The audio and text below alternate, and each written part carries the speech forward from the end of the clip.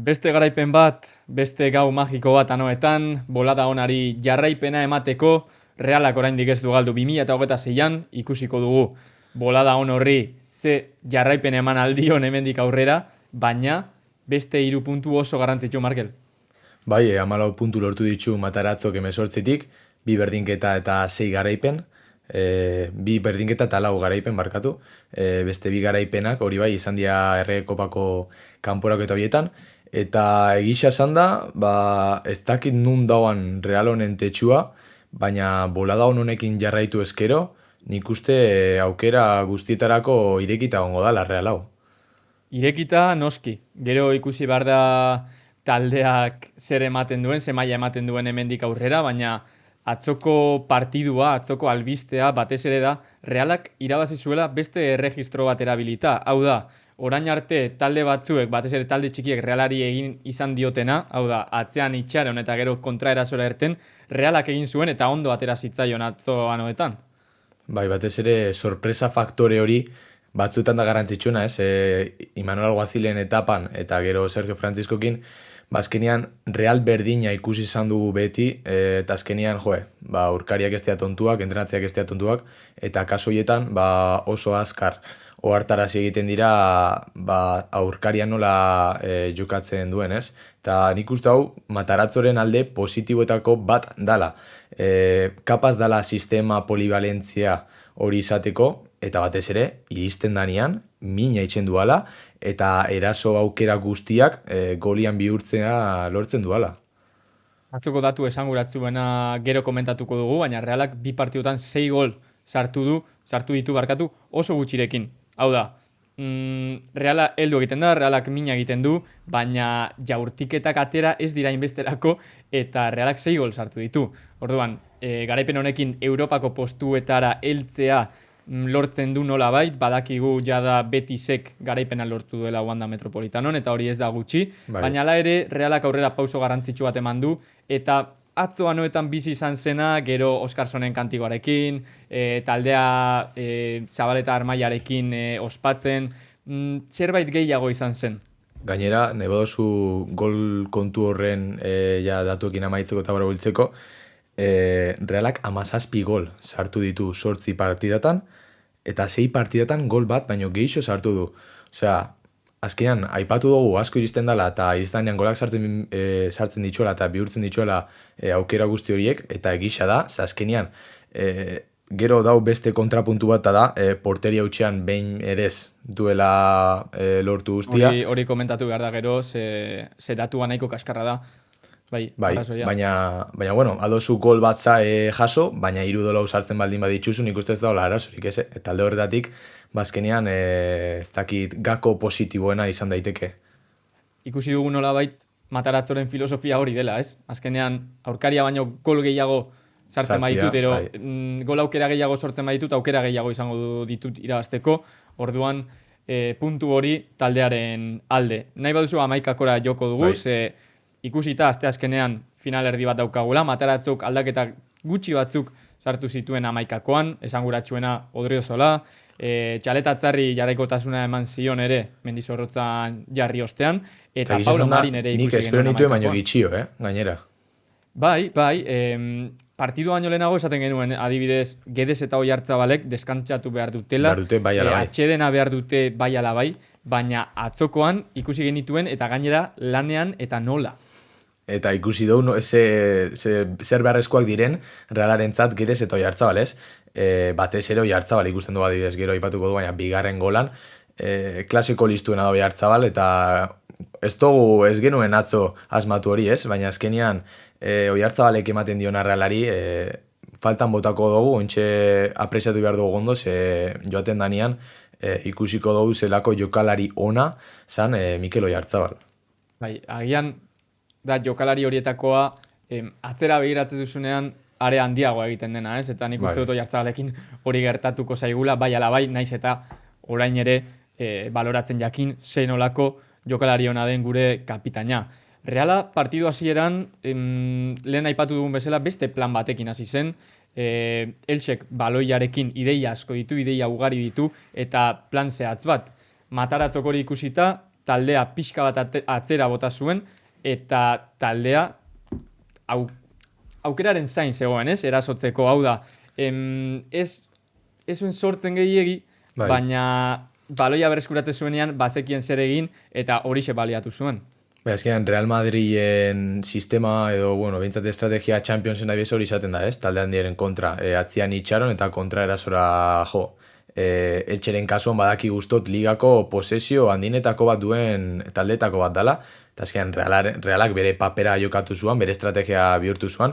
Jo, eta gisa esan da, batzutan, askotan bai esatogula agian, esaten dan korrekaminos hori, ez zaiola ondo etortzen Realari, azkenean batzutan, baretasun pizkatxo bat bialda, lasaitasuna, baina kasu honetan ikusten ari gera Realak dituen baliabideekin, kapaz dala partida aurrera eramateko modu honetan, ez? Eta orduan, askotan iristen bazera eta iristen zanean lortzen badozu minitxia, ondo. Sergio Franciscoren kasuan, etapa horretan, ikusten genuen Reala, guztiz kontrakoak gertatzen zitzeela Realari, ez?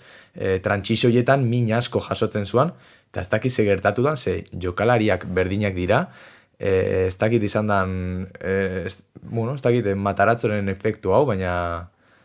Aipatzen duzunaren arira, trantsizioen kontu hau, Sergio Franciscorekin ikusi genuela taldeak, hor utxune handi bat zeukala, eta oso handia gainera. Mataratzok atzo esan zuen, talde hau oso ona dela trantsizioetan. Eta ez soilik bera etorri delako, baizik eta taldeak hor indargune bat daukalako, eta orain arte ez duela baliatu. Orduan, ez dakit zein geratzen den gaizki asunto honetan, ez? Edo jokalariak Sergio Franciscorekin ez zutelako egiten eta orain bai, edo Sergio Francisco ez zuelako jakin jokalarien potentzial hori ateratzen fase horretan, edo ez dakit, baina harrigarria da, ze pasatu era ligako talde kaskarrenetako bat izatetik trantsizioetan, honenetako batera, 2 hilabeteko kontu baten. Baita min egiteko makina bat bihurtzera, ez? Azkenengo urteetan ohitzugera Real bat ikustera non posesioa bere arma garrantzitsuenetako bat eta azkenean posesioaren bitartez min egiten zuan Realak, ez? Eta kasu honetan ikusten ari gera, ez? Nik uste gakuetagu bat dala, baloia duen jokalariak zelaiaren 3 laurdenetara sartzen danean, 2 edo 3 aukera dituala pasi aurrera emateko. Eta nik uste hori dala azkenian minitxeko aukerarik edo modurik onena, eta ikusten ari gera benetan, berriro esangot, gol asko sartzen dituela Real honek. Atzoko lehen zatia horren irudi garbiena izan zen. Realak ez zuen sortu gola sartzeko beste, baina 2 aukera izan zituen eta 2ak baliatu zituen. Bat, baloia berreskuratzetik bere arean edo bere zelaian, eta 3 jokalarirekin amaitzetik jokaldia, eta bestea Oyarzabalek baliatu zuen Elxeren pase kaskar hori, eta gola sartu zuen, baina hori orain arte zen gertatzen Realak edo atzetik azte zituen partiduak markagailuan, edo 10 aukera behar zituen gola sartzeko, eta orain guztiz alderantzizkoa gertatzen da. Zenbat iraungo du honek, ez dakigu, baina momentuz aipatu behar da, ze ez da normala, ez? Gero, ikusi genuen, bigarren zatian, pixka bat gauzak parekatu zirela, taldeak beste ritmo bat hartu zuela, eta agian lasaiago jokatu zuela baloiarekin, markagailua alde izan da, pixka bat, beste fase batzutan sartu zen, eta adibidez, Pablo Marinen gola heldu zen, gol bikaina izan zela, baina hor dago beste adibide garbi bat, non Pablo Marinek area zapaldu zuen, eta lehenengo aukeran gol sartu zuen. Bai, eta zenbat jokalari ari dan Matarazzo sartzen dinamika horretan, ez? Ikusi genuen beranduago Otxienek debutatu zuala, eta nik hemen igual eztabaida edo debate bat irekiko dizut, ze ikusten ari gera derbian adibidez Wesley ikusi genula, bere debuta izan zela, Alabezen partidaren kasuan Dani Diaz sartzia erabaki zuen Matarazzok, eta atzoko kasuan Otxien, ez dakit nik, Bretosen kasuan, 6 hilabetetako utzipen bat izan da, benetan erabilgarria izango dan jokalaria Realarentzat, ala ez, zen Matarazzorentzat adibidez, eta prentza horrekoan aipatu du behin eta berriro, ez dago prest edo ez du prest ikusten, benetan paper protagonista bat izateko, eta kontuan hartuta, Barrene eta Kubo kanpoan dauzela momentu hontan. Nik uste dut klubaren fitxaketa bat dela, hau da, Bretosen eta bere taldearen fitxaketa bat dela, eta agian Mataratzok profil hau eskatzen zuen, jokalari profil hau, baina ez Wesley bera.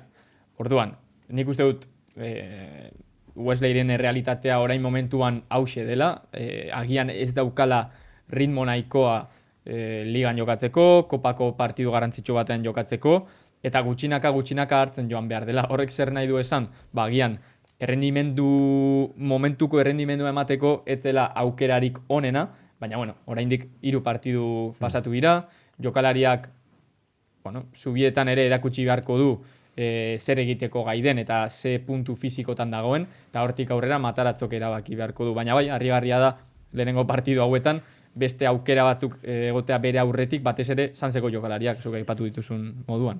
Bai, beste 3 albiste edo beste 3 protagonista ateratziarren, lehenengoa Jangel ikusi genula bueltatu zala, espero dugu benetan oraingoan bai mindutaz ateratzia horrengo partidetan, ze benetan ikusten momentu hontan realari asko emateko daun jokalari bat dala, batez ere fizikoki, zelaier horretan egisa da partia batzuetan ikusi dugula, fiziko pizkatxo bat falta izan dela, batez ere adibidez, Alavesen partidaren lehenengo zati horretan.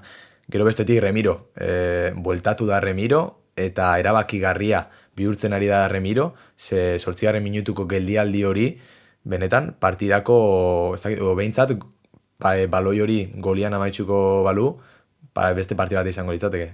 Bai, eta gero bigarren zatian ere beste geldiketa badauka meritu oso handikoa. Agian, Marreroren partidu bikain horrek Osasunaren aurka ondo egin dio Remirori. Ondo etorri zitzaion, bai. Benetako lehiakide bat daukala ikustea, eta, naiz eta taldekidea izan, baina agian ondo etorri zaio kompetentzia pixka hori, eta albiste bikaina da. Hori bai, lehen aipatu moduan, beste puntu bera, beste alde batetik ikusita, Realak ezin du atea utxean utzi ligako ia partidu baten erez. Eta hau kezkagarria da, kezkagarriagoa izango litzake Realak ez balu golik sartuko, baina hala ere kezkagarria da, ze defentsan gauza daude hobetzeko oraindik. Baita, batez ere naiz eta datuak kontrakoa esan, eta lehen atera zuzuk datua, Sean, txaleta txarren kasukua, ez? Atzoko kasuan airezko douluen uneko oso altu bat irabazi zuela, 11tik 9. Gero ikusten dozu partidan ziar, eta ez dizu sentsazio hori transmititzen txaleta txarrek, segurtasun sentsazio hori ez dizu ematen. Eta egisa da, ematen duela gitxikin batzutan asko lortzen duela aurkariak. Bai, eta kasualitatea izan edo ez, txaletak 11tik 9 irabazi zituen goitik, irabazi ez zuen bat golean amaitu zen.